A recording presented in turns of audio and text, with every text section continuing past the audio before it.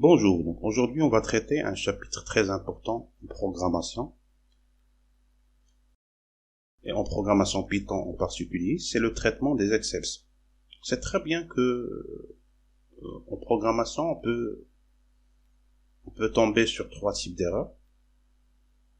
Les erreurs de syntaxe qui sont généralement gérées avant l'exécution du programme. Ils sont détectés avant l'exécution du programme.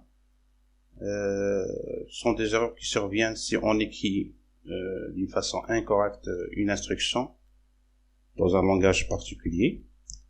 Par exemple, si on écrit print avec P majuscule, c'est une erreur de syntaxe. Le deuxième type d'erreur, ce sont les erreurs de logique. C'est-à-dire que votre programme est syntaxiquement correct. Au moment de l'exécution, vous faites des entrées, vous manipulez votre programme, aucune erreur ne survient, mais le résultat que vous attendez n'est pas là. Par exemple, si vous calculez la moyenne de deux nombres réels A et B. Si vous écrivez M est égal à A plus B sur 2, sans mettre les parenthèses dans l'expression A plus B, vous aurez un résultat incorrect. C'est une erreur de logique. Le troisième type d'erreur, ce sont les erreurs qui surviennent au moment de l'exécution. C'est-à-dire que, dans le même exemple, si on calcule la moyenne de deux notes réelles A et B, donc on demande à l'utilisateur de saisir les valeurs de A et la valeur de A et la valeur de B, alors que l'utilisateur, il donne par exemple une chaîne de caractères au lieu d'un nombre réel ou bien d'un entier. C'est une erreur donc le programme ne va pas pouvoir calculer une moyenne dans ce cas-là, ce qui veut dire que le programme, il va planter. Donc ces erreurs qui sont générées au moment de l'exécution sont appelées des exceptions. Une exception doit être gérée. Un bon programmeur, c'est un programmeur qui gère ces exceptions. Il doit imaginer et analyser le comportement de l'utilisateur et gérer toutes les exceptions qui peuvent survenir dans son programme. Pourquoi? Parce que premièrement, une fois une exception est lancée, le programme il va planter, il va se bloquer, donc on va pas continuer l'exécution du programme à partir de la ligne qui a généré l'exception. Ça c'est d'une part. D'autre part, l'utilisateur du programme est une personne ou bien un programme, un processus qui n'est pas censé être informé.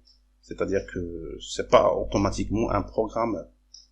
Donc il peut ne pas comprendre de quoi il s'agit et dire automatiquement que c'est un programme qui ne marche pas. Troisièmement, la génération des exceptions, ça peut divulguer des informations. Dans certains cas, on affiche des parties de programme qui ne sont pas censées être affichées à l'utilisateur. Donc, l'objectif de ce chapitre est que vous maîtrisez comment gérer vos exceptions lorsque vous êtes en train d'écrire vos programmes en langage Python. L'architecture des exceptions en Python peut être simplifiée par la figure suivante.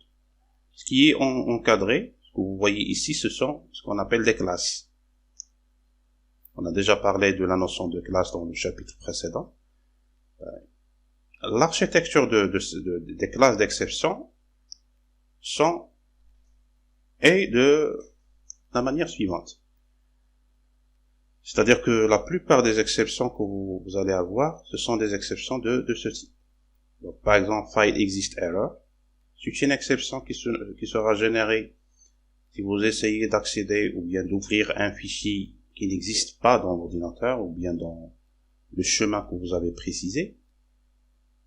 Key error, si vous essayez d'accéder à une valeur d'un dictionnaire à partir d'une clé, alors que cette clé n'existe pas. Index error, dans le cas où vous voulez accéder à un indice d'une liste ou bien d'un tuple, alors que cet indice n'existe pas.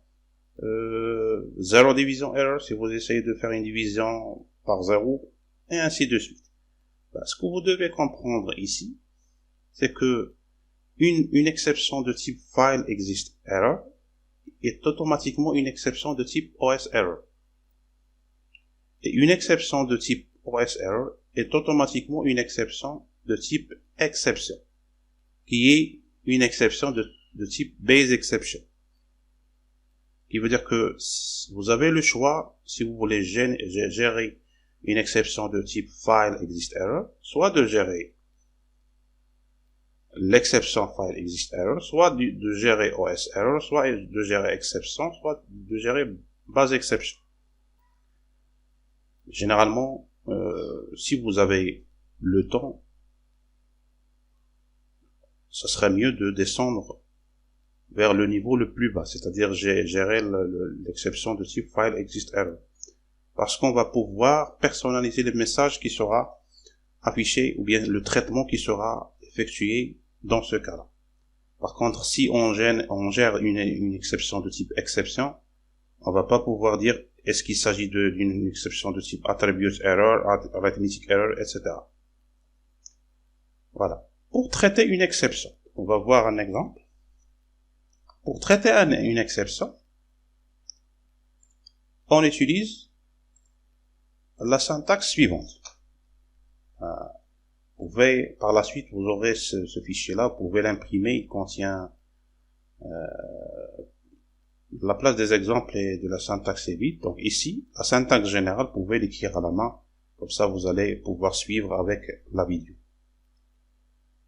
Donc, la syntaxe générale, ce sera chaque ligne qui est susceptible de générer une exception, on l'encadre dans ce bloc. En d'autres termes, on demande au programme d'essayer de faire, donc try, 2 points, donc 2 points, on a l'habitude de le faire.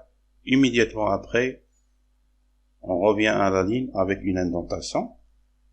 Ici, on écrit l'instruction qui peut générer une exception. Ensuite, except. Et ici, on fait le traitement de cette exception. Voilà. C'est comme ça qu'on traite une exception. Donc, try, c'est comme si vous dites au programme, essayez de faire ça. Si rien ne se passe, si l'instruction est exécutée d'une manière normale, faites comme si ce bloc-là, et tout le bloc qui est en relation avec ce bloc, faites comme si ce bloc n'existe pas. Et continuez votre programme. Bien sûr, le programme, il va continuer à partir de ce point. Donc, try, essayez de faire ça. Si une exception est levée, voilà le traitement que vous devez faire. Sinon, on va continuer l'exécution de notre programme. À côté d'except, vous avez 3 cas de figure. Soit vous n'écrivez rien, et dans ce cas, on va attraper toutes les exceptions qui peuvent générer. Ça, c'est l'avantage de cette technique. Par contre, il a un inconvénient, c'est qu'on ne peut pas personnaliser le message qui sera affiché à l'utilisateur, parce qu'on ne va pas connaître le type de l'erreur qui a été générée. Est-ce que c'est index error, key error, end of file error, name error, ainsi de suite. Le deuxième cas, c'est de préciser le nom d'une classe parmi les classes que vous voyez ici. Et par la suite, vous allez pouvoir personnaliser votre traitement en fonction de l'exception. Exemple. Comme exemple,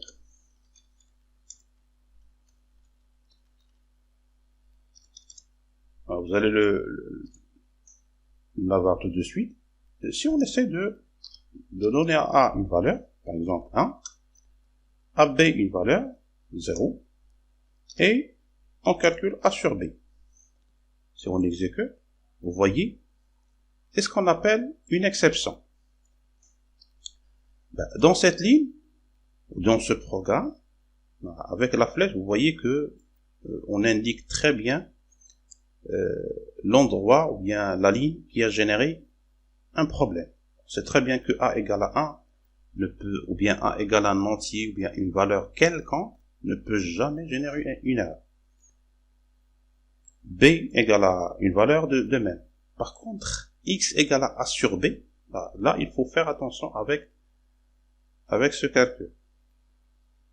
Donc, on divise par B, il faut faire attention à la division par 0. C'est affiché dans la dernière ligne. 0 division error. C'est le nom de l'exception. Si on revient au schéma des classes, vous voyez très bien qu'il y a la classe 0 division error. Il veut dire que, au lieu de faire notre programme comme ça, il faut le faire de cette manière. On va dire au programme d'essayer de faire la division, except, si une erreur de type, on va prendre le nom 0 division error. Si une erreur de ce type survient, ce qu'on va faire, x égale none. Et par la suite, on va pouvoir afficher la valeur de x. Et on exécute. Vous voyez, ici, on ne peut pas diviser A par B. C'est vrai que le résultat n'est pas ce qu'on peut avoir, ce qu'on peut chercher. On cherche une division de A par B.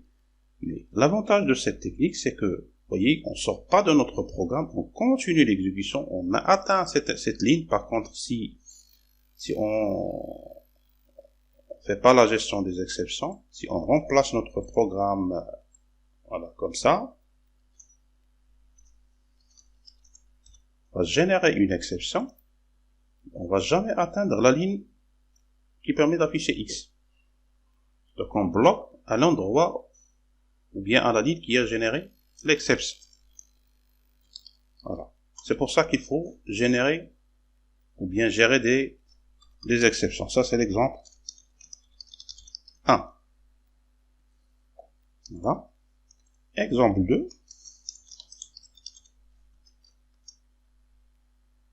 On peut par exemple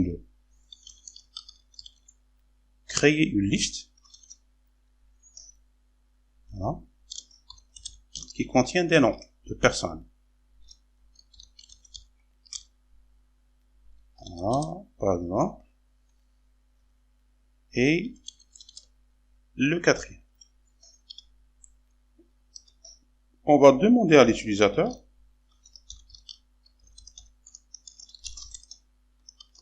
de saisir un entier entre 0 et 3. Parce que la liste, il contient que 3 valeurs.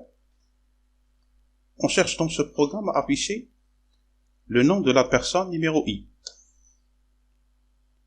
Donc, ce qu'on va faire, résultat, égale personnage de I. Et par la suite, on va afficher ce résultat. Voilà. On exécute, on demande à l'utilisateur de saisir un entier entre 0 et 3. Par exemple, on va le faire exprès, on va saisir 5. Alors, on obtient une erreur de type index error. C'est l'indice qui se trouve, vous voyez, la ligne qui a généré l'erreur. Donc, la ligne numéro 3, dans ce programme, c'est-à-dire cette ligne, elle a généré une erreur de type index error. Je veux dire, avant d'écrire une instruction de type personnage de I, entre crochets, faut faire attention aux valeurs possibles de I. Ce qui veut dire qu'il faut changer ce programme par un autre programme. Voilà. On va le faire comme ça. Try. Try. Voilà. Essayez de faire ça. Si une exception de type index error est générée, ben, ce que vous allez faire, résultat égal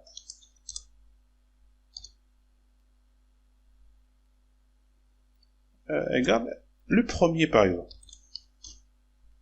Voilà. Et on va afficher, ou bien résultat égal non. Ça dépend du traitement que vous allez faire. Quelle est l'alternative dans votre cas. Et on exécute. On demande, voilà, de saisir un entier entre 0 et 3. Il se peut que l'utilisateur ne fasse pas attention. Voyez, on n'est pas sorti du programme et on n'a pas affiché un message d'erreur désagréable pour l'utilisateur. Et voilà. On réexécute.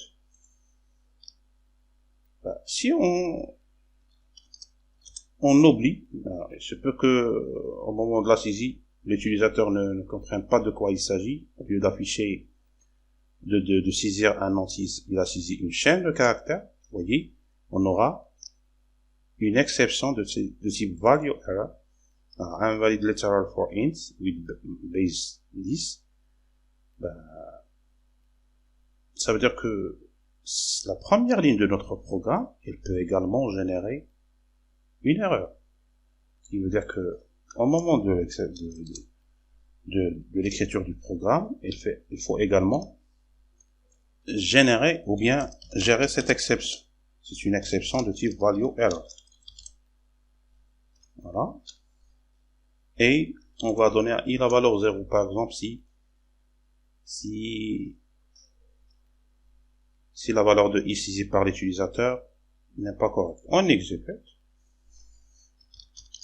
Voilà. On a affiché erreur. Voilà. Ça, c'est l'exemple 2. On va continuer. C'est l'exemple que vous devez écrire ici si vous voulez.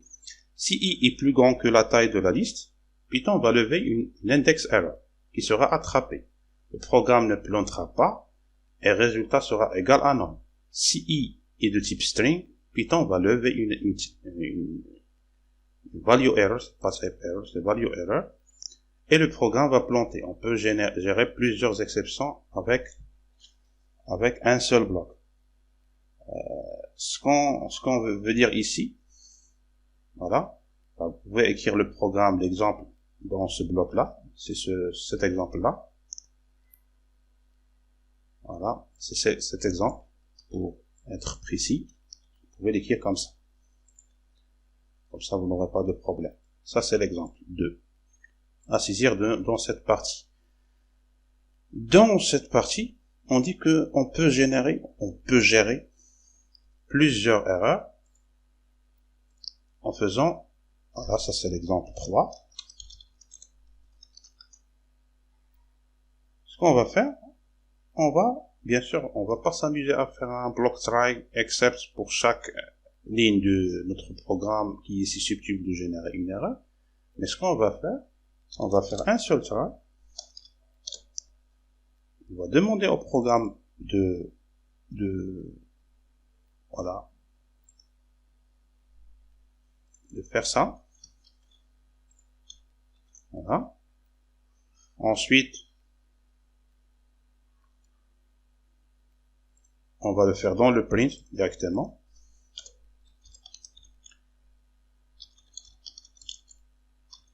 Personnage de i. Sachant que personnage, voilà, cette ligne, il ne peut pas générer une exception, c'est une ligne syntaxiquement correcte. On va commencer avec cette affectation. Donc on demande à l'utilisateur, on demande au programme d'essayer de demander à l'utilisateur un entier, d'afficher personnage à cette position de i. Si une exception de type index error, entre parenthèses, vous pouvez mettre index error, mettre des erreurs de plusieurs types, index error, value error, voilà, type error, 0 division error, ce que vous voulez. Et on fait un traitement personnalisé. Print, non, ou bien, print. Voilà, on peut le faire comme ça. Un problème est survenu. Par exemple, on exécute.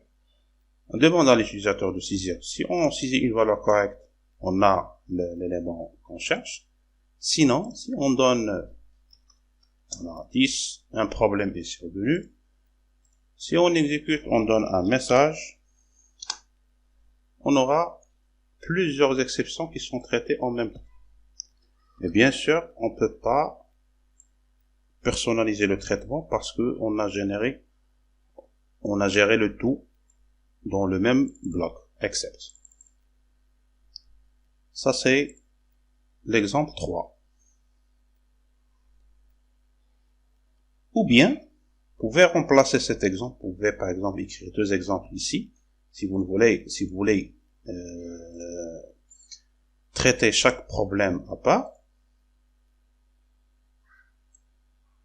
vous pouvez séparer les deux. Vous avez le droit, en programmation, d'écrire autant de blocs except, ce que vous voulez. Il y a un seul bloc try dans cette partie de programme. Bien sûr, on peut répéter ce qu'on a fait dans l'exemple précédent. On peut répéter le bloc try pour chaque ligne, try except. Mais si vous avez votre bloc try, vous pouvez écrire le bloc except plusieurs fois. Par exemple, chaque groupe d'erreurs est responsable d'un traitement particulier. Par exemple, on va prendre index error. Donc, on va écrire. Là, on peut personnaliser notre message. Indice inexistant. Voilà. On fait un autre bloc except. Value error.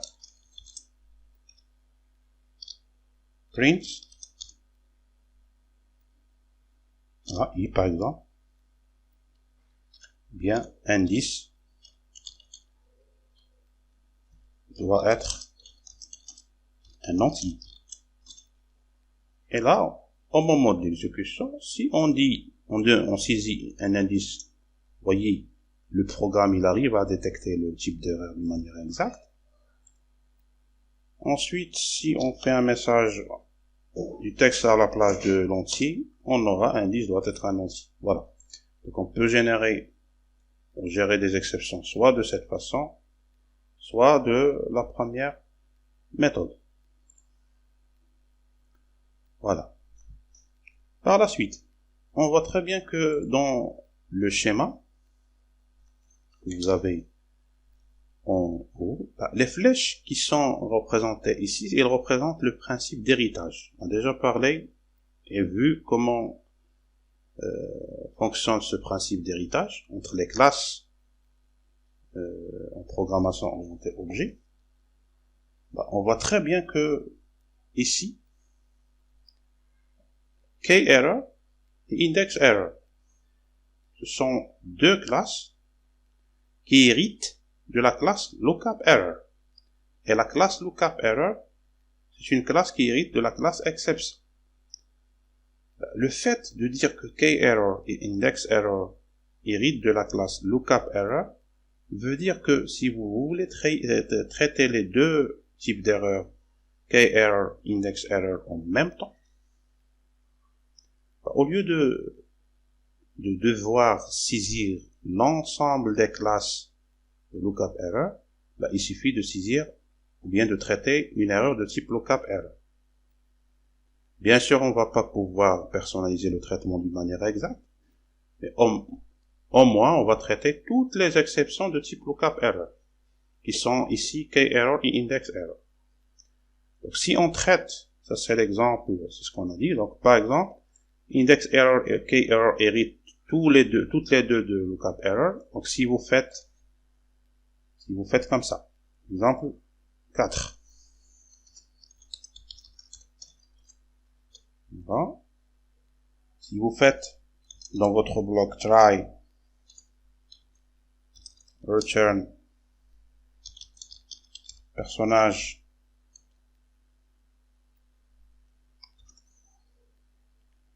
de i. Imaginez que ce bloc c'est dans un programme, ou bien print tout simplement. Voilà. Si vous faites comme ça, et que dans le bloc except, vous écrivez l'exception lookup error. Dans ce cas, on va print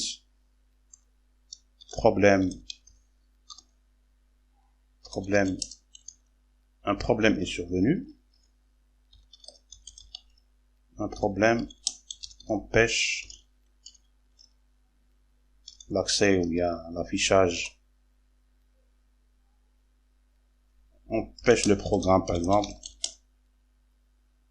de fonctionner. Voilà, comme ça par exemple. Pour personnaliser le message comme vous voulez.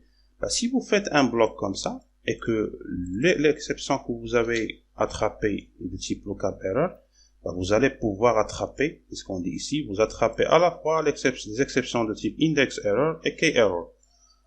Lookup error hérite de exception. Si on revient au schéma, vous voyez très bien que lookup error, il hérite de exception. C'est-à-dire que si vous faites de la même manière, vous attrapez une erreur de type exception, vous allez pouvoir traiter toutes les exceptions qui peuvent survenir. C'est ce qu'on dit ici. Si vous écrivez, ça c'est l'exemple numéro 5, exemple 5,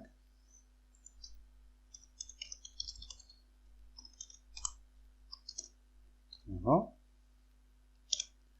Donc si vous faites un bloc try, toujours print personnage de i, et vous faites exception, la classe de base, et vous faites de même print problème d'exécution, problème au moment de l'exécution. Voilà. Si vous faites comme ça, vous allez attraper toutes les exceptions. Vous allez attraper lookup error, index error, zero division error et probablement tout un tas de trucs auxquels vous n'avez pas pensé qui peut potentiellement un jour masquer un bug dans votre programme. C'est bien, on attrape beaucoup d'exceptions. C'est plus simple à écrire. À chaque fois qu'on aura une erreur, on va l'attraper. Mais le problème, c'est c'est ce qu'on dit ici, on va masquer un bug dans notre programme. On va pas arriver à détecter un problème dans notre programme s'il y a un problème qui n'est pas visible. Voilà. Il est d'ailleurs possible de dire à Python, tu m'attrapes tout en omettant le nom d'exception. C'est ce qu'on a dit. Donc, ce que vous pouvez écrire ici dans cet exemple, c'est le même exemple. Vous pouvez le nommer exemple 6, en écrivant comme ça. Comme ça, vous demandez à Python d'attraper toutes les exceptions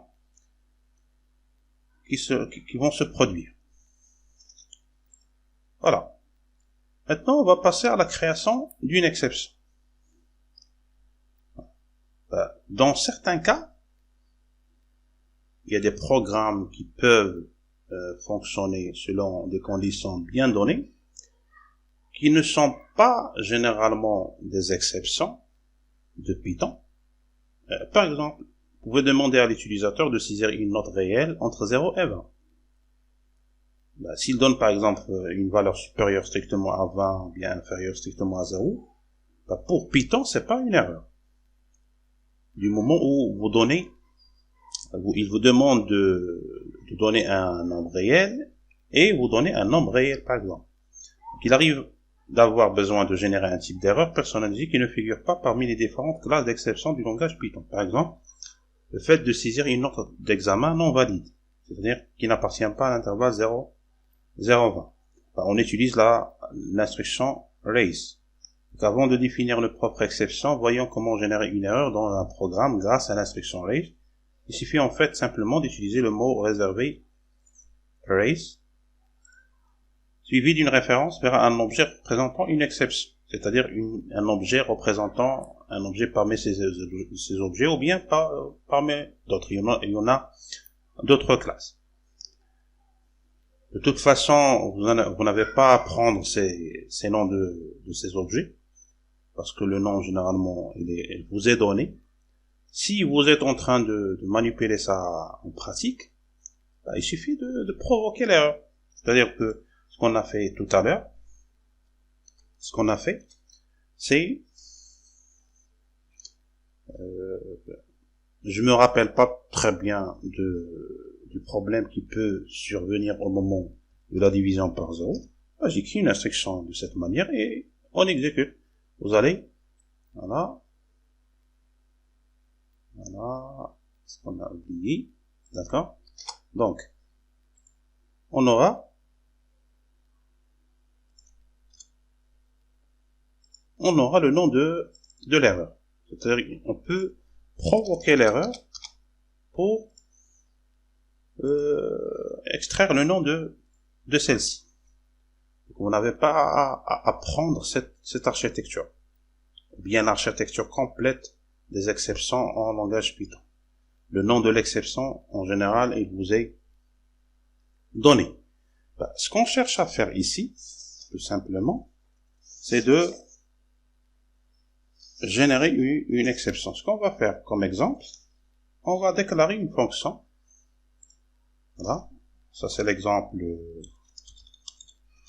7 pour être dans l'ordre. L'exemple 6, on l'a pas écrit. Donc, on va définir une fonction factorielle.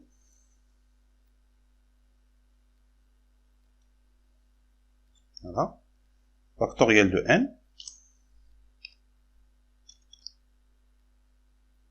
Qui,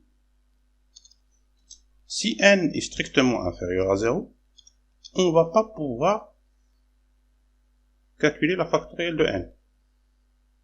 C'est très bien que pour calculer la factorielle de n, ce qu'on fait, c'est le produit de tous les entiers inférieurs ou égal à n jusqu'à 1. Ce qui veut dire que ce sera for i in range de 1 jusqu'à n plus 1, f égale à f fois i. Et on va retourner la valeur de f. Par contre, si n est strictement inférieur à 0, on a deux scénarios. On peut par exemple afficher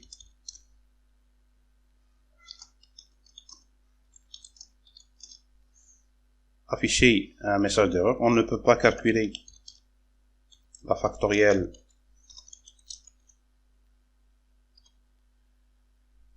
d'un entier strictement inférieur à 0. Voilà. Ça, c'est une méthode. Mais on l'a dit plusieurs fois. Généralement, on évite l'utilisation de print dans une fonction. Parce qu'on va faire, on va demander au programme, c'est-à-dire on va pas attendre que le programme génère une erreur, parce qu'il va pas générer une erreur ici. Il va nous dire que, par exemple, si on teste pour factoriel de moins 2, il va dire que factoriel de moins 2 est égal à 1. Ce qu'on va faire, on va demander au programme d'afficher une erreur d'un type donné. On va revenir à la classe des exceptions, à l'architecture des classes d'exception, et on va dire que on va chercher la classe la plus proche de cette exception. C'est pas une exception de type 0 division, c'est pas une division, mais on peut dire qu'il s'agit d'une exception de type arithmetic error. Ce qui veut dire que on va dire au programme de générer une exception de ce type, arithmetic error.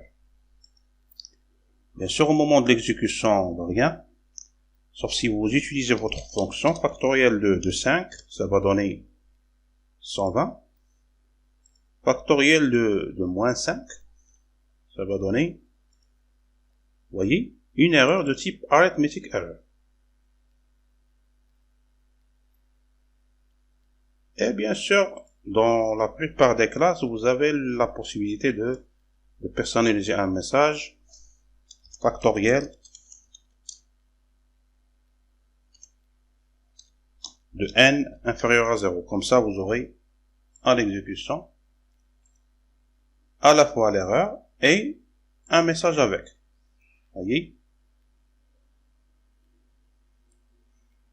Et bien sûr, on ne peut pas utiliser cette ligne comme ça. Ce qui veut dire que si vous voulez calculer la factorielle de moins 5 par exemple, il faut le faire dans un bloc try. Accept. Et on va dire que si le programme génère une exception de type arithmetic error, on va afficher print factoriel de n. Voilà, on va le dire comme ça. On ne peut pas calculer la factorielle de n inférieur strictement à 0. Voilà. On a demandé, c'est ce qu'on doit retenir ici. Au moment de la création de notre fonction, on a demandé au programme de générer une exception de type arithmetic error. Vous avez le droit de générer n'importe quel type d'erreur, mais ça doit être en relation avec le contexte de ce que vous êtes en train de faire. Et par la suite, si on veut utiliser la fonction fact, c'est ce qu'on a dit plus haut, et il faut attraper cette exception. Ne pas laisser le programme planter au moment de ce calcul. La dernière partie de ce cours-là, on a appris comment, vous voyez, ici, ça c'est déjà affiché, print fact de moins 12, on aura une erreur de type arithmetic error. Donc l'exemple 7, c'est à écrire, ou bien l'exemple 8, l'exemple 7, c'est ça, c'est à écrire ici. La dernière chose, si on veut créer notre propre exception, on pourrait se limiter au type d'exception déjà existant, mais voire utiliser le type générique exception, mais il est parfois plus pratique et plus lisible de définir ses propres types. Pour cela, il suffit de définir une nouvelle classe, comme le montre l'exemple suivant. Dans l'exemple qu'on va écrire, on va créer notre propre classe. Chaque fois que vous avez besoin de définir votre type d'exception, voilà, il faut créer une classe. Par exemple, aucun chiffre.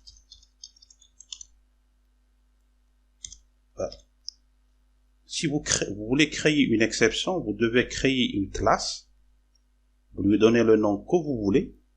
Mais l'essentiel, c'est que cette classe, il doit hériter de la classe exception. Pour dire qu'il s'agit d'une exception. Ensuite, ici, ce qu'on va faire, on va pas faire grand chose. On va créer une méthode. On va créer une exception pour traiter le cas où on cherche à convertir une chaîne de caractères en nombre entier. Voilà. On va créer un commentaire, chaîne de caractères contenant aussi autre chose que des chiffres. Vous vous rappelez de la méthode isDigit, il permet de savoir est-ce que une chaîne de caractères passée en paramètres est composée uniquement de chiffres ou bien il contient d'autres symboles. On va utiliser la fonction pass pour dire que c'est une classe qui ne fait rien. À part l'héritage, et on sait très bien que à travers l'héritage, on hérite plusieurs méthodes de la classe exception, c'est-à-dire même si vous voyez que votre classe est vide, uniquement à travers l'héritage, on va pouvoir faire appel à plein de méthodes de la classe exception. Donc ça, c'est l'exemple qu'on doit faire ici. Cette classe est tout simplement vide puisqu'on son corps n'est constitué que de l'instruction pass qui, pour rappel, ne fait juste rien. Une fois cette classe définie, on va pouvoir l'utiliser. On va pouvoir l'utiliser comment? Alors, comment utiliser cette classe? On va définir une fonction qui va permettre de convertir une chaîne S en nombre réel, en nombre entier. If not s.isDigit, c'est-à-dire que si S ne contient pas que des chiffres, on va demander au programme, à travers raise qu'on vient d'utiliser, de générer une exception de type aucun chiffre avec la valeur de S. Comme ça, vous voyez que cette fois, au lieu de générer une erreur avec une classe d'exception connue par Python, on a généré une erreur d'une classe qu'on vient de définir. Voilà. Entre parenthèses le S, juste pour dire à l'utilisateur l'origine du problème. Sinon, on va retourner S après l'avoir converti en entier. Voilà. C'est ce qu'il faut écrire ici. Donc, on peut attraper cette exception si on va exécuter. On va exécuter notre classe, comme ça il sera reconnu. On exécute notre fonction. Maintenant, si on appelle notre fonction conversion pour une chaîne qui contient que des entiers, on va voir qu'on a généré 145. Par contre, si on ajoute un symbole, vous voyez, on aura une exception de type aucun chiffre avec la valeur de S qu'on a écrit ici. Bien sûr, ce type d'erreur, il doit être attrapé. C'est-à-dire, on ne peut pas utiliser la fonction conversion comme ça. Mais ce qu'on va faire, on va créer un bloc try. On va demander à l'utilisateur de saisir un entier. Bien sûr, on va pas saisir un entier. Et on va afficher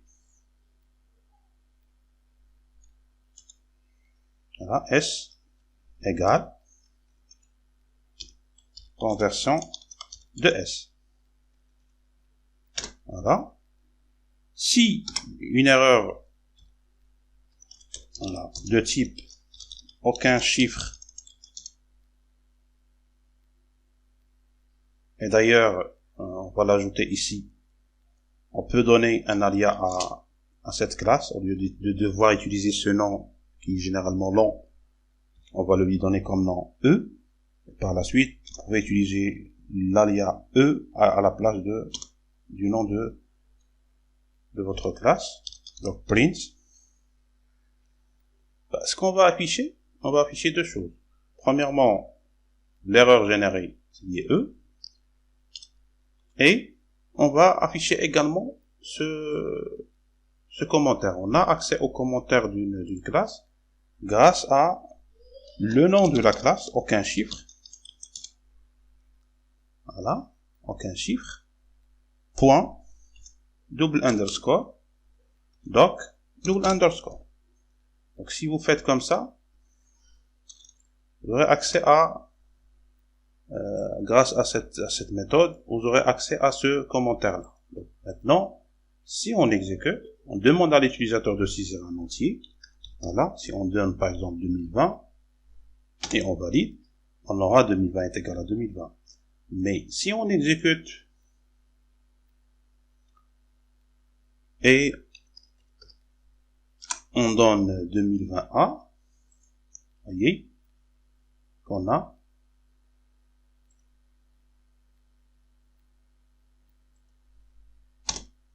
chaîne de caractères contenant aussi autre chose que des chiffres et la valeur de E, c'est-à-dire 2020A. aucun chiffre point double underscore doc double underscore, il a permis de récupérer le commentaire qu'on a ajouté ici. Et le E, c'est la valeur de S. Voilà. C'est tout pour le traitement des exceptions. J'espère que c'était clair. Si vous avez des questions, essayez de commenter cette vidéo. Et merci.